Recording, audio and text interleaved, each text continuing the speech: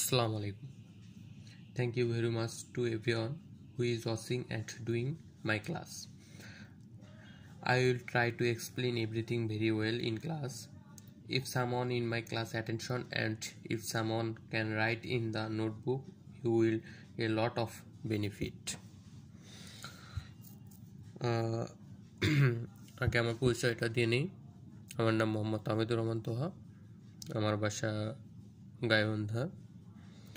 আমি একজন সাধারণ ছাত্র। আজকে আমরা যে বিষয়টা নিয়ে আলোচনা করব সেটা হলো ধ্বনি। যে ধ্বনির উপর যে ক্লাসটা নেব এটা সাধারণত নবম দশম inter first year and second year and অ্যাডমিশনের জন্য অনেক গুরুত্বপূর্ণ একটা ক্লাস হবে। এটা অনেক ভালো লাগবে, আমি আশা করি তোমাদেরকে আমি বোঝানোর সর্বোচ্চ চেষ্টা করব। আমি যতটুকু পারি সর্বোচ্চ দিয়ে তোমাদেরকে বোঝানোর চেষ্টা করব। প্রথমে আসি ধ্বনি। বাকযন্ত্রের শ্রেষ্ঠ যে কোনো আওয়াজই হলো ধ্বনি। মানে মানুষের বাকযন্ত্রের সাহায্যে যে আওয়াজটা উৎপন্ন হবে, এটাকেই আমরা বলবো ধ্বনি।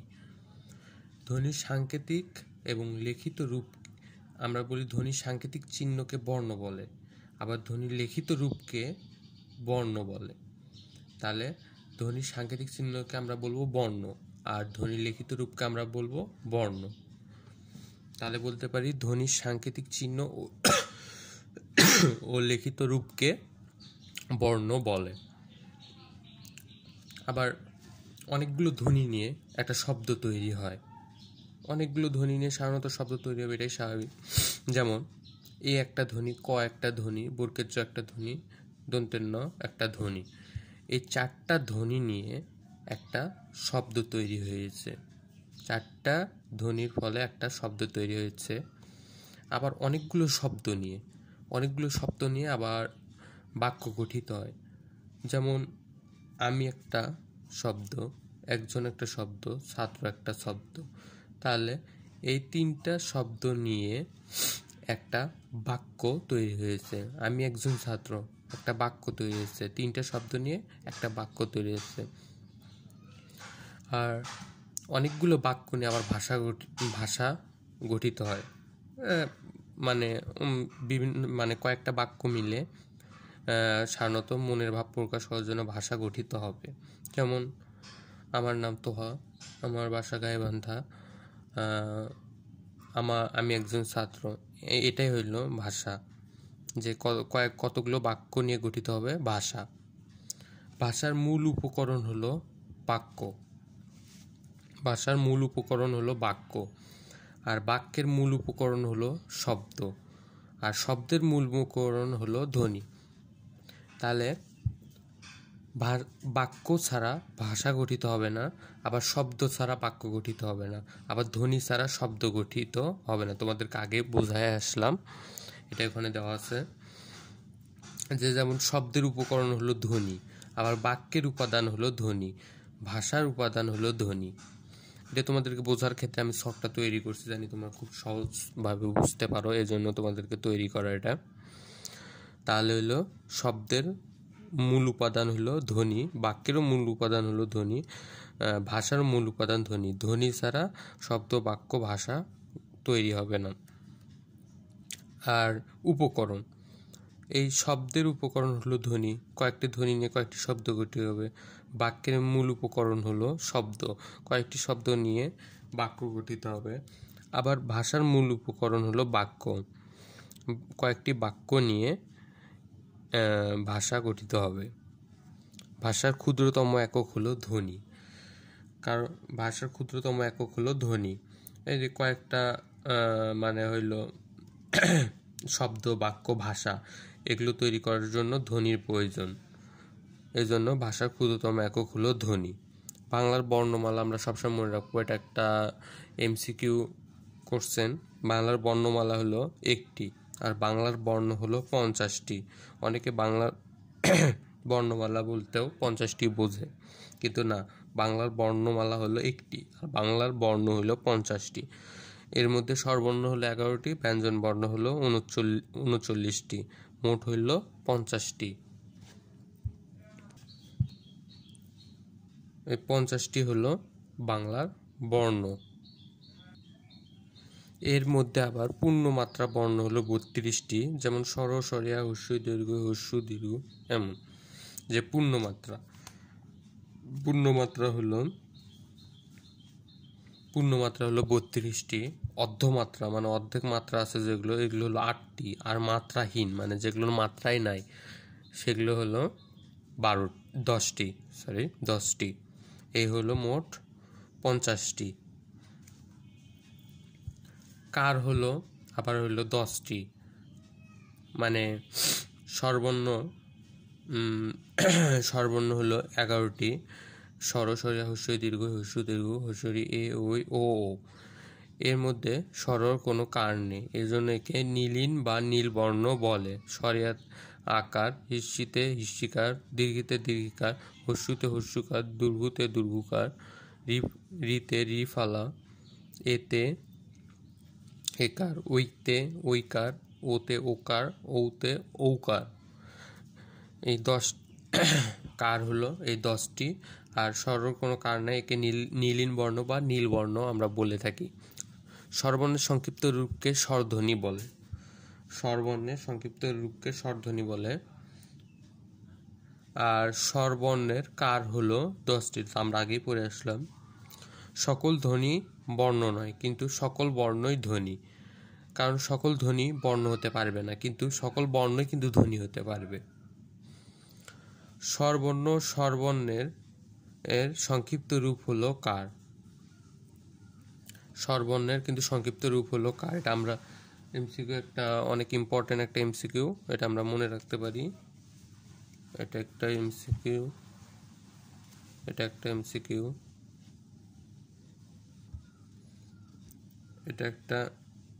এমসিকিউ, অনেক ইম্পর্টেন্ট এমসিকিউ। তারপর মৌলিক স্বরবর্ণ হইল 6টি। স্বর, স্বরিয়া, হস্য, এ, ও। আর মৌলিক স্বরধ্বনি 7টি। তাহলে হলো স্বরবর্ণ আর স্বরধ্বনির মধ্যে কিন্তু পার্থক্য। স্বরবর্ণ হইল 6টি আর স্বরধ্বনি হইল 7টি। স্বরধ্বনি হলো 7টি, হইল এ, অ, স্বরিয়া, হস্য, এ, ও। এই হইল 7টি। আর মৌলিক স্বরবর্ণ হলো 6টি। যৌগিক স্বরবর্ণ, দুটি ভিন্ন স্বরবর্ণের মিশ্রণকে যৌগিক স্বরবর্ণ বলে থাকি। যৌগিক স্বরবর্ণ দুটি, ওই আর ও। আর যৌগিক স্বরধ্বনি 25টি। যৌগিক স্বরধ্বনি হলো 25টি, মনে রাখতে হবে। আসি ব্যঞ্জন বর্ণ।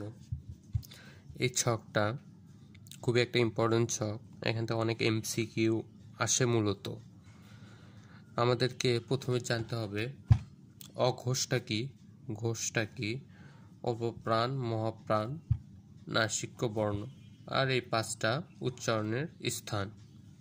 তাহলে আমরা জেনে আসি। সাধারণত স্বরধ্বনি কম্পনের উপর সৃষ্টি হয়। এই অবস্থার উপর ব্যঞ্জনধ্বনি 2 ভাগে ভাগ করা হয়েছে। এই অবস্থার উপর নির্ভর করে ব্যঞ্জনধ্বনি সাধারণত 2 ভাগে ভাগ করা হয়েছে, অঘোষ আর ঘোষ। যেসব বাগধ্বনি উচ্চারণের সময় স্বরতন্ত্রী কম্পিত হয় না, যেগুলো কম্পিত হবে না সেগুলো হলো অঘোষ ধ্বনি। আর যেগুলো কম্পিত হবে, মানে যেসব বাগধ্বনি উচ্চারণের সময় স্বরতন্ত্রী কম্পিত হবে সেগুলো হলো ঘোষ ধ্বনি। আমরা অঘোষ ধ্বনির কয়েকটা উদাহরণ দেখি। ক, খ, চ, ছ, ট, ঠ, ত, থ, প, ফ ইত্যাদি। আর ঘোষ ধ্বনির হলো উদাহরণ গ, ঘ, তারপর হলো বর্গের জ, ঝ, ড, ঢ ইত্যাদি। তাহলে এখন আসি মহাপ্রাণ, অল্পপ্রাণ। আমরা যে ফুসফুস তাড়িত বাতাসে, এই ফুসফুস তাড়িত বাতাসের উপর আমরা যে মুখ দিয়ে ফুসফুস তাড়িত বাতাস বের হওয়ার সময় বা ফুসফুস তাড়িত বাতাসের চাপের তারতম্যের উপর নির্ভর করে আবার ব্যঞ্জনধ্বনি 2 ভাগে ভাগ করা হয়েছে, অল্পপ্রাণ আর মহাপ্রাণ, অল্প প্রাণ, মহাপ্রাণ। মহাপ্রাণ কাকে বলে এটা আগে জেনে নিই। যে ধ্বনি উচ্চারণের সময় ফুসফুস থেকে অধিক পরিমাণের বাতাস মুখের রুদ্ধতাকে সজোরে উন্মোচন করে নির্গত করে হয়, সে ধ্বনিগুলোকে মহাপ্রাণ ধ্বনি বলে। যেমন থ, ধ, তারপর ঢ, খ, এ জাতীয় ধ্বনিগুলো। আর এ জাতীয় ধ্বনিগুলোকে অনেকে হ কার জাতীয় ধ্বনি বলে থাকে। অল্পপ্রাণ ধ্বনিটা হলো যে ধ্বনি উচ্চারণের সময় ফুসফুস থেকে কম পরিমাণের বাতাস নির্গত হবে এবং মুখের কাঠিন্য তুলনামূলক কম থাকবে, সেগুলো হলো অল্পপ্রাণ ধ্বনি। যেমন ক, গ, চ, ট এ জাতীয় ধ্বনিগুলো হলো অল্পপ্রাণ ধ্বনি। এখন আমরা আসি নাসিক্য বর্ণ বা নাসিক্য ধ্বনি। যেসব ব্যঞ্জন উচ্চারণের সময় বাতাস কেবল নাক দিয়ে বের হবে, মানে যখন আমরা উচ্চারণ করব সেগুলো যখন নাক দিয়ে বের হবে তখন তাকে আমরা নাসিক্য বর্ণ বলে থাকি। যেমন আম, উ এই শ্রেণীর ধ্বনিগুলো, ইয়, মূর্ধন্য, দন্তেন্য, ম ইত্যাদি।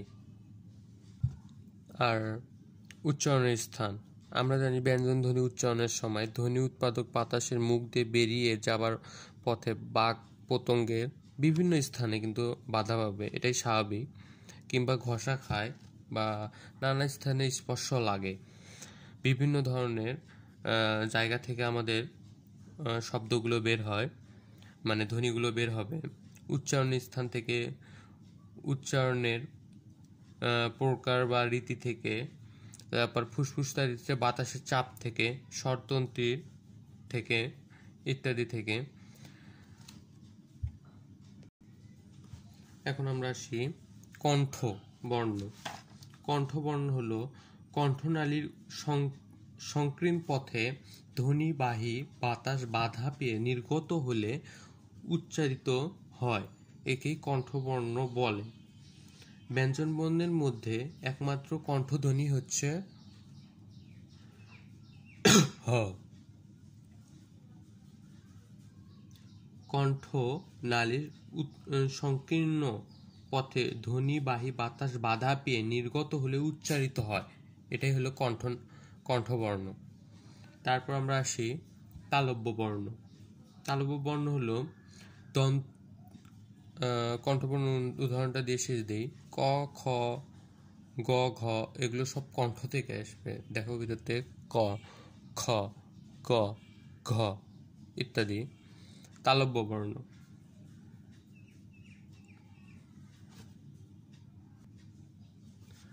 তালব্য ধ্বনিগুলো হলো যে ব্যঞ্জন ধ্বনি উচ্চারণের সময় জিভ প্রসারিত হয়ে তার সমমানের অংশ দিয়ে শক্ত তালু স্পর্শ করে বায়ুপথে বাধা সৃষ্টি করে, সেগুলো হলো তালব্য বর্ণ। যেমন চ, ছ, মানে তালু স্পর্শ করে বায়ুপথে কিন্তু বাধা সৃষ্টি করতেছে। চ, চ, ছ, ছ, বর্গের চ। দেখো খেয়াল করলে তোমরা বুঝতে পারবা। মূর্ধন্য বর্ণ। এখন আমরা আসছি মূর্ধন্য বর্ণ। মূর্ধন্য বর্ণ হলো দন্তমূলের পিছনে শক্ত তালুর উচ্চতম স্থানটি এবং যেটি মূর্ধা নামে পরিচিত। জিহ্বার শীষ স্পর্শ করলে ধ্বনি উৎপাদক বাতাসের নির্গমন বাধা পেয়ে এই ধ্বনিগুলো উচ্চারিত হয়। আমরা সহজভাবে যেটা বলতে পারি, সহজভাবে বললে হবে জিভের সামনের অংশ উপরে গিয়ে তালু স্পর্শ করে বায়ুপথে বাধা সৃষ্টি করবে, এটাই সাধারণত মূর্ধন্য বর্ণ। তাহলে বলতে পারবো জিভের সামনের অংশ উপরে তালু স্পর্শ করবে, স্পর্শ করে বায়ুপথে কিন্তু বাধা সৃষ্টি করবে। এটাই হলো মূর্ধন্য বর্ণ। যেমন ট, দেখো ট, এটা হইল জিহ্বার সামনের অংশটা উপরে গিয়ে তালু স্পর্শ করতেছে, ট। তারপর বায়ুপথে বাধা সৃষ্টি করে, ট, ঠ, ড, ঠ ইত্যাদি। এখন হইল দন্তবর্ণ। দেখো আমাদের জিভের ডগাটা নাই, জিভের ডগাটা উপরের দাঁত, মানে উপরের পাটি দাঁতের উপরের দাঁতগুলো পিছনের অংশকে কিন্তু পিছনের উপরের পিছনের অংশগুলোকে স্পর্শ করে বায়ুপথে বাধার সৃষ্টি করলে, মানে করবে কিন্তু। দেখো জিভের ডগা উপরের পাটি দাঁতের পিছনের অংশ স্পর্শ করে বায়ুপথে বাধার সৃষ্টি করে। এটা হলো দন্তবর্ণ। যেমন ত, থ, ত, থ ইত্যাদি।